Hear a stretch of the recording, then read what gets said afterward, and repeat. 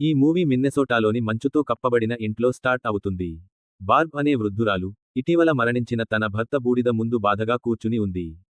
ఆమె తాను తన భర్త పాత ఫోటోని చూస్తూ, వాళ్ళ మొదటి కలయికను గుర్తు చేసుకుంటూ, ఆమె మంచుతో కూడిన వాతావరణంలో బయటికి వెళ్తుంది. తన ట్రక్లో కొన్ని ఇంపార్టెంట్ థింగ్స్ పెట్టుకుని, ఆ ఫోటోని ట్రక్ ముందు పెడుతుంది. మరియు మంచు రోడ్లపై మైళ్ల దూరం ప్రయాణిస్తుంది. తన భర్త చివరి కోరిక నెరవేర్చడానికి ఆమె బయటికి వెళ్తుంది. దశాబ్దాల క్రితం తను తన భర్తను మొదటిసారి కలిసిన గడ్డకట్టిన లేక్లో అతని బూడిదను చల్లుతుంది. ఇంతలో, రేడియోలోని వెదర్ డిపార్ట్మెంట్ చలి మరియు మంచు కురుస్తున్నందున ప్రజలు బయటికి వెళ్లవద్దని వార్న్ చేస్తుంది. కొంచెం ముందుకు నడిస్తే, మంచు కురుస్తున్నందున, బార్బ్ కార్ పై మంచు పేరుకుపోవడం స్టార్ట్ అవుతుంది. ముందుకు రోడ్డు చూడటం కష్టమవుతుంది. ఆమె ట్రక్ను ఒక స్పష్టమైన ప్లేస్లో ఆపి, లేక్కి వెళ్లే దారిని అర్థం చేసుకోవడానికి మ్యాప్ వెతకడానికి ట్రై చేస్తుంది. కానీ ఆమెకు ఏ దిశలో వెళ్లాలో తెలియదు. ఆమె ట్రక్ నుంచి బయటికి వచ్చి ఏం చేయాలో ఆలోచిస్తుంది. కానీ అప్పుడే దూరం నుంచి ఒక గుద్దుకున్న శబ్దం వినిపిస్తుంది. అందుకే ఆమె తన ట్రక్ను తీసుకుని ఆ శబ్దం వైపు కదలడం స్టార్ట్ చేస్తుంది. మరియు మంచు గుండా ఒక మంచుతో కప్పబడిన కేబిన్కి చేరుకుంటుంది. అక్కడ ఆమె ఒక వృద్ధుడిని కట్టెలు కొట్టడం చూస్తుంది. బార్బ్ అతని దగ్గరికి రాగానే, నేలపై రక్తపు మరకలను చూస్తుంది. ఆ వృద్ధుడు కూడా బార్బ్ను చూసి షాక్ అవుతాడు. బార్బ్ నవ్వి, నన్ను క్షమించండి. నేను నిన్ను భయపెట్టాలని అనుకోలేదు అని చెప్తుంది. నేను కేవలం లేక్కి వెళ్లే దారి తెలుసుకోవాలనుకున్నాను. ఆ వృద్ధుడు లేక్ కొండకు అవతలి వైపు ఉందని ఆమెకు చెప్తాడు. బార్బ్ అతనికి ధన్యవాదాలు చెప్పి, మీరు బాగానే ఉన్నారా? ఇక్కడ రక్తం ఉంది అని అడుగుతుంది. కాని అతను అది కేవలం జింక రక్తం అని ఆమెకు చెప్తాడు. అందుకే బార్బ్ తనను తాను చూసుకోవడానికి అతన్ని వదిలిపెడుతుంది. ఆమె తన ట్రక్ను తీసుకుని మంచు రోడ్ల గుండా వెళ్లి ఫైనల్గా లేక్కి చేరుకుంటుంది. తను మరియు తన భర్త మొదటిసారి కలిసిన అదే లేక్. ఈ క్షణం ఆమెకు భావోద్వేగాలతో నిండి ఉంటుంది. లేక్ పక్కన నిలబడి ఉన్నప్పుడు బార్బ్ కళ్ళు చెమ్మగిల్లుతాయి. తను తన భర్తతో ఇక్కడికి వచ్చే గత గోల్డెన్ డేస్ ని గుర్తు చేసుకుంటుంది. వాళ్లు కలిసి కూర్చుని మంచుపై చేపలు పట్టేవారు. వాళ్లు నవ్వుతూ, మాట్లాడుకునేవారు. మొత్తం ప్రపంచం లేక్ యొక్క చల్లని నిశ్శబ్దంలో ఇరుక్కుపోయినట్లు. కాని ఆమె తన భర్త బూడిదను లేక్లో విసిరేయబోతుండగా, దగ్గరలో ఒక బుల్లెట్ శబ్దం వినిపిస్తుంది. బార్బ్ గుండె వేగంగా కొట్టుకోవడం స్టార్ట్ అవుతుంది. ఆమె భయంతో పరిగెత్తి తన ట్రక్ వెనుక దాక్కుంటుంది. లేక్ దగ్గర ఒక అమ్మాయి పరిగెత్తడం చూస్తుంది. మరియు అదే వృద్ధుడు గన్తో ఆమెను ఫాలో అవుతున్నాడు. తను పారిపోవడానికి ట్రై చేస్తే చంపేస్తానని అతను ఆ అమ్మాయిని బెదిరిస్తాడు. అతను ఆమెను భయపెట్టి తిరిగి తన కేబిన్కి తీసుకువెళ్తాడు. బార్బ్ పోలీస్కు కాల్ చేయడానికి ట్రై చేస్తుంది. కానీ అక్కడ నెట్వర్క్ లేదు. ఆమె వెళ్లగానే, బార్బ్ త్వరగా తన సామాను ప్యాక్ చేసుకుని ట్రక్ తీసుకుని వెళ్లడానికి ట్రై చేస్తుంది. కానీ తన ట్రక్ మంచులో ఇరుక్కుపోతుంది. ఆమె ఆ మనిషి కేబిన్కి తిరిగి వెళ్లడానికి బలవంతం చేయబడుతుంది. సడెన్ గా ఆ వృద్ధుడు తన ట్రక్ను వదిలిపెట్టి వెళ్లడం ఆమె చూస్తుంది. అందుకే బార్బ్ నిజం తెలుసుకోవడానికి కేబిన్ వైపు పరిగెడుతుంది. ఆమె బేస్మెంట్ కిటికీలోంచి చూసినప్పుడు, ఆ అమ్మాయి లోపల లాక్ అయి ఉండటం చూస్తుంది. మరియు ఆమె ముఖంపై టేప్ ఉంటుంది. బార్బ్ నువ్వు ఒంటరిగా ఉన్నావా అని అడుగుతుంది. ఆ అమ్మాయి తల ఊపి అవును అని చెప్తుంది. అప్పుడు అక్కడ 2 కార్ల వస్తాయి. ఈసారి, ఆ మనిషి తన భార్యతో ఉన్నాడు. ఆమె చేతిలో గన్ ఉంది. బార్బ్ రహస్యంగా అతని మాట వినడానికి ట్రై చేస్తుంది. ఆ మనిషి తన భార్య రిక్వెస్ట్ పై ఆ అమ్మాయిని కిడ్నాప్ చేశాడని ఆమెకు అర్థం అవుతుంది. ఇప్పుడు వాళ్ళు ఆ అమ్మాయిని చంపడానికి ప్లాన్ చేస్తున్నారు. బార్బ్ గ్లాస్ పై రాసి ఆ అమ్మాయికి ప్రామిస్ చేస్తుంది. నేను ఇక్కడే ఉన్నాను, నిన్ను విడిచిపెట్టను. మరియు ఆమె తన ట్రక్ వైపు పరిగెడుతుంది. ఆ అమ్మాయికి హెల్ప్ చేయడానికి ఒక మార్గం కనుగొనడానికి. కేబిన్లో, ఆ వృద్ధుడి భార్య ముక్కు నుంచి రక్తం కారడం స్టార్ట్ అవుతుంది. సడెన్ గా, ఆమె కేబిన్ బయట ఒక అమ్మాయి సైన్ ని చూస్తుంది. ఇక్కడ మరొకరు ఉన్నారని ఆమె అనుమానిస్తుంది. మరియు ఆమె ఆ అమ్మాయిని చూసినప్పుడు, కిటికీపై బార్బ్ మెసేజ్ ని చూస్తుంది. బయట ఎవరో ఉన్నారని, ఆ అమ్మాయికి హెల్ప్ చేయడానికి ట్రై చేస్తున్నారని ఆమె నమ్ముతుంది. ఆమెకు కోపం వచ్చి తన భర్తను, ఇది ఎవరి సైన్ అని అడుగుతుంది. తన భర్త, నాకు తెలియదు అని చెప్తాడు. కానీ కొంత టైం తర్వాత, అది తన భార్యదే అని ఆమెకు రియలైజ్ అవుతుంది. అంతకుముందు ఒక మహిళ వచ్చింది మరియు లేక్కి వెళ్లే దారి అడుగుతోంది. బహుశా ఆమెదే అయి ఉండవచ్చు. ఆమె భయపడి, ఆ మహిళ ఏదైనా చూస్తే, అంతా అయిపోతుంది అని చెప్తుంది. మరియు గన్ తీసుకుని బార్బ్ను కవర్ చేయడానికి ఇంటెన్షన్తో, ఆమె తన భర్తతో బలవంతంగా లేక్ దగ్గరికి వస్తుంది. కాని ఇక్కడ, బార్బ్ అప్పటికే తన భర్త పాత ఐస్ ఫిషింగ్ షెడ్ను ఎరగా తీసుకువచ్చింది. ఆ వృద్ధుడు షెడ్ దగ్గరికి వెళ్లగానే, అతను సడెన్ గా ఒక రంధ్రం నుంచి లేక్ యొక్క మంచు నీటిలో పడిపోతాడు. అది బార్బ్ ప్రిపేర్ చేసింది. ఆ మనిషి భార్య అతన్ని నీళ్ల నుంచి బయటికి తీస్తుంది. అప్పటికల్లా, బార్బ్ అతని కేబిన్కి చేరుకుంటుంది. మరియు ఏదో విధంగా ఆ అమ్మాయిని కాపాడటానికి బేస్మెంట్ తలుపు పగలగొడుతుంది. కాని ఆమె కిందకి చేరుకున్నప్పుడు ప్రజలు ఆ అమ్మాయిని ఒక చైన్తో కట్టేసి ఉండటం చూస్తుంది. దానికి ఒక లాక్ ఉంటుంది. భయపడిన ఆ అమ్మాయిని చూసి బార్బ్ ఆమెకు హామీ ఇస్తుంది, నేను నిన్ను కాపాడుతాను. మరియు మళ్ళీ పైకి వెళ్లి టాప్ ఆన్ చేసి సింక్ మూసేస్తుంది. దానివల్ల నీళ్లు నిండి ఇంట్లో వ్యాపిస్తాయి. నీళ్లతో పాటు ఆమె మండుతున్న నిప్పును ఆర్పేస్తుంది మరియు తన వస్తువులన్నింటినీ నీళ్లలో నానబెడుతుంది. కాని అతను బయటికి రాగానే ఆ వృద్ధుడి భార్య అతనిపై బుల్లెట్తో షూట్ చేస్తుంది. అది అతని చేతిలో ఇరుక్కుపోతుంది. అయినా బార్బ్ ఏదో విధంగా బుల్లెట్స్ నుంచి తప్పించుకుని మంచులో మాయమవుతుంది. వాళ్ళిద్దరూ ఇంటికి తిరిగి వచ్చినప్పుడు ఇల్లు మొత్తం నీళ్లతో నిండి ఉంటుంది. నీళ్లు కింద బేస్మెంట్లో ఉన్న ఆ అమ్మాయి దగ్గరికి కూడా చేరుతాయి. లేక్లో పడటం వల్ల చలితో ఆ వృద్ధుడు వణుకుతాడు. కానీ బార్బ్ అతని బ్యాగ్ మరియు ఫైర్ ఎక్స్టింగ్విషర్ను కూడా నీళ్లలో నానబెట్టింది. బార్బ్ మళ్ళీ తన ట్రక్ దగ్గరికి తిరిగి వస్తుంది. మరియు తన గాయానికి ఫస్ట్ ఎయిడ్ చేయడానికి ట్రై చేస్తుంది. కాని అప్పుడే తన వెడ్డింగ్ రింగ్ ఎక్కడో పోయిందని ఆమె చూస్తుంది. తన గుండె బాధపడుతుంది. ఆమె రంధ్రం దగ్గరికి పరిగెడుతుంది. కాని అక్కడ కూడా రింగ్ దొరకదు. బాధగా ఆమె తన పాత మెమరీస్లోకి వెళ్తుంది. తన భర్త ఆ రింగ్ వేసుకుని తనను పెళ్లి చేసుకోవాలని ప్రపోజ్ చేసినప్పుడు ఆమె ఏడవడం స్టార్ట్ చేస్తుంది. అప్పుడు ఆమెకు ఆ వృద్ధుడి గన్ అక్కడ పడి ఉండటం దొరుకుతుంది. ఆ అమ్మాయిని నేను కాపాడాలి అని ఆమె తనతో తాను చెప్తుంది. మరియు కేబిన్ వైపు తిరిగి వెళ్లడం స్టార్ట్ చేస్తుంది. ఇక్కడ చలితో వణుకుతున్న వృద్ధుడు తన భార్యను కార్లో వెచ్చగా ఉంచడానికి ట్రై చేస్తాడు. ఇంకా ఆమె చెడ్డ స్థితిలో ఉంది. నేను ఇక నడవలేను అని అతను చెప్తాడు. నా బట్టలు ఇంకా డ్రై అవ్వలేదు. కాని అతని భార్య మనకు ఎక్కువ టైం లేదు అని చెప్తుంది. తెల్లవారేలోపు అంతా పూర్తి చేయాలి. నేను 10 సంవత్సరాలు ఆపరేషన్ థియేటర్లో పనిచేశాను అని ఆమె బలవంతంగా చెప్తుంది. ఏం చేయాలో నాకు తెలుసు. మనం లేక్ దగ్గర ఆపరేట్ చేయాలి. అప్పుడు మంచు కురిసిన తర్వాత పోలీస్కి ఎలాంటి ఎవిడెన్స్ దొరకదు. మరియు పని పూర్తయిన తర్వాత మనం బార్బ్ని కనుగొని చంపుతాము. అప్పుడు ఆమె ఆ అమ్మాయిని బెదిరించి కార్లో పెడుతుంది. కాని ఆ వృద్ధుడు భయపడి తన గన్ కనిపించడం లేదని గమనిస్తాడు. ఇది చూసి అతని భార్యకు కోపం వస్తుంది. ఆమె కోపంతో తన భర్తను చెంపదెబ్బ కొడుతుంది. మరియు లేక్ దగ్గరికి వెళ్లి అంతా రెడీ చేయమని అరుస్తుంది. ఆమె ఆ అమ్మాయిని తన కార్లో తీసుకుని వెళ్ళిపోతుంది.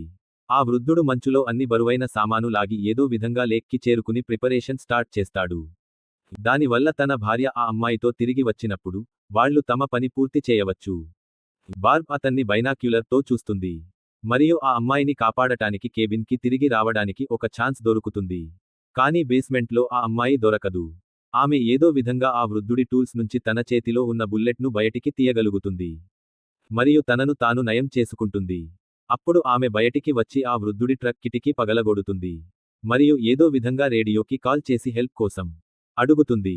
ఇక్కడ ఒక అమ్మాయిని కిడ్నాప్ చేసిన ఇద్దరు వ్యక్తులు ఉన్నారు. ఆమె చాలా పెద్ద ప్రమాదంలో ఉంది. నేను కూడా గాయపడ్డాను.